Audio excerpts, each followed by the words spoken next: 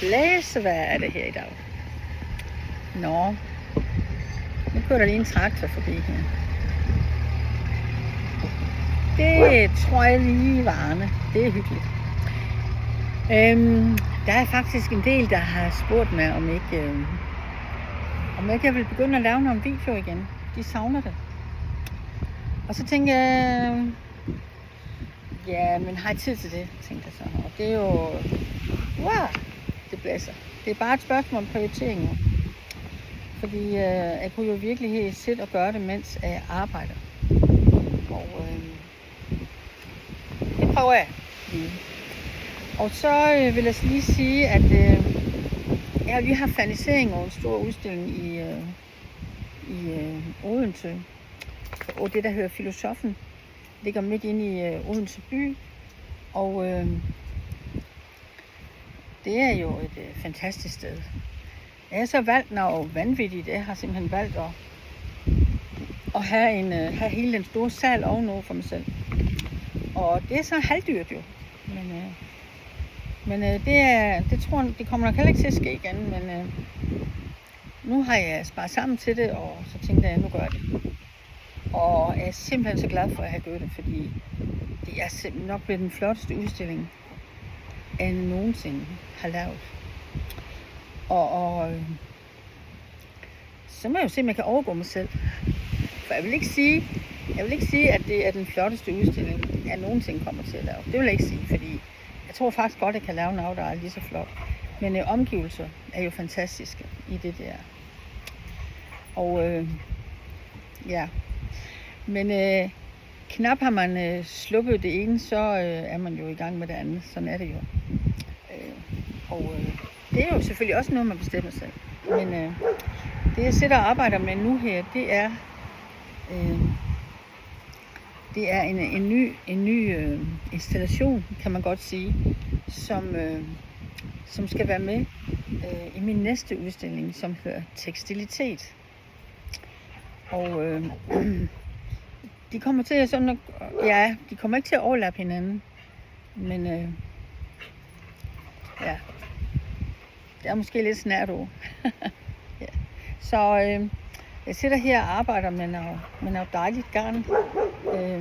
Jeg strikker ikke lige nu, men når man laver installationer, så kan man jo bruge rigtig mange teknikker. Det som vores udstilling, den næste udstilling hedder, det er tekstilitet. Og det er et dejligt ord. Det er et ord, jeg har fundet ord. Jeg synes, det er skønt. Tekstilitet, det er et ord, jeg vil komme til at bruge fremover. Jeg bruger det jo også når jeg broderer mine billeder. Blandt andet i tekstilmytteri, ikke? Og ja, nu kan jeg ikke lige huske, hvad det er, de her, alle de der billeder, men lige nu sidder jeg og laver nogle beviklinger. Og det er jo,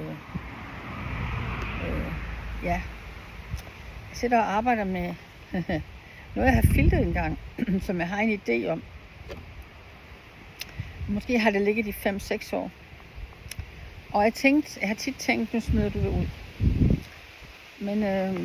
Men lige pludselig, så vidste jeg bare, hvad det skulle blive til. Min næste udstilling er på, Kunstpunkt her i Augustenborg. Eller ikke her i Augustenborg, jeg bor jo i Blands. Men i Augustenborg. Men nu den der udstilling i Filosoffen, altså jeg er der på fredag, lørdag og søndag, og også fredag, lørdag og søndag i næste uge. Og det ville jo være fantastisk, hvis nogen kom forbi. Fordi jeg synes virkelig, altså det er jo ikke kun mig, det er jo min mand, han hjælper mig jo med at sætte det op. Fordi, altså det vil jeg slet ikke kunne selv. Jeg er ikke særlig stærk. Og jeg tør heller ikke klatre op, hvor der er højt. Så jeg vil ikke kunne gøre det her uden min mand. Det skal I bare vide. Det er helt fantastisk, at han vil det. Han siger, det er sjovt. Han siger også, det er lidt hårdt en gang imellem. Og så driller han jo med at spørge, hvornår han er fri. Nogle gange tror jeg nok, at han synes, der er lidt for mange gøremål i gang. Og det kan jeg sådan godt forstå. Men Det her er sådan, ikke imellem 2 udstillinger, men altså heller ikke 2 udstillinger, der går over hinanden. Men måske er de lige lidt snart nok over hinanden. Men det er ikke de samme ting, jeg skal have med. Der er nogle enkelte ting, det skal.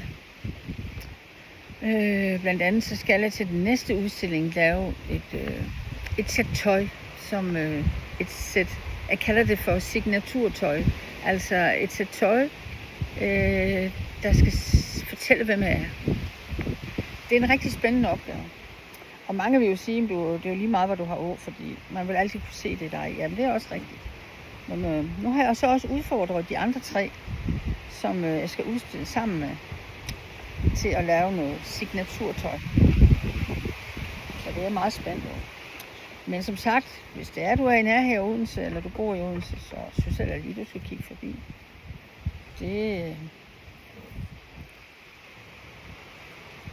Du går glip af noget, det vil jeg sige. Ja. Jamen, jeg sidder her og arbejder med sådan noget dejligt Eskimo-garn. Og jeg har faktisk købt det til et andet formål. Men sådan er det jo nogle gange. Så lige pludselig så køber man noget garn, og så viser det sig, at det var alligevel ikke det, eller man fik måske ikke det projekt lavet. Rigtig mange smider jo så deres garn til genbrug.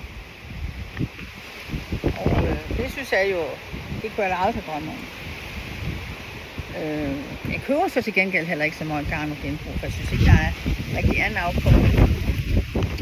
Hold da op, blæser det lige så meget der, hvor I kan. Ja, så det... Ja, jeg vil ikke sige, at jeg køber aldrig noget, som jeg så skiller mig af med igen. Jeg finder altid noget, det kan bruges til. Og jeg sidder også med en eller anden idé om, når jeg skal lave som vil kræve, at jeg skal klippe en hel masse garn i stykker. Og det betyder jo, at jeg skal finde noget garn, som måske ikke er så glad for, eller som jeg ikke får brugt. Og det kunne sagtens være noget garn fra genbrug. Men jeg tænker også sagtens, at jeg kan få fundet noget, som er mit eget. Som jeg kan bruge. Ja, det tror jeg. Vi har vel alle sammen noget garn, som vi tænker, måske var det ikke lige noget, jeg skulle gemme, eller hvad? Det er måske kun mig, der har det sådan. Nej, jeg ved det ikke. Men i hvert fald så sidder jeg her og arbejder. Det er ikke kønt, det jeg laver, men altså, det ved I jo godt, jer der kender mig, at det behøver ikke at være kønt. Det er sjovere, at det er sjovt. Det er sjovt. Det driller mine børn med. Fordi jeg siger rigtig tit, det er sjovt. Fordi jeg mener faktisk rigtig mange ting er sjove. Nå, men altså, nu er det gavn i kluder for mig her. Og det kan man så sige, det er ikke så sjovt. Men så i virkeligheden, så skal I jo bare gå ind og finde, hvad I har, og lade være med at smide navn ud. Der er der er et formål med alt, hvad I har liggende. Og hvis I har plads. Og hvis ikke I har plads, og I går i stå, så er jeg med det.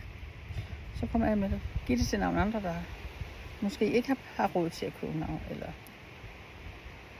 giv det til genbrug, eller... Men find et sted, hvor de vil blive glade for det. Et center, eller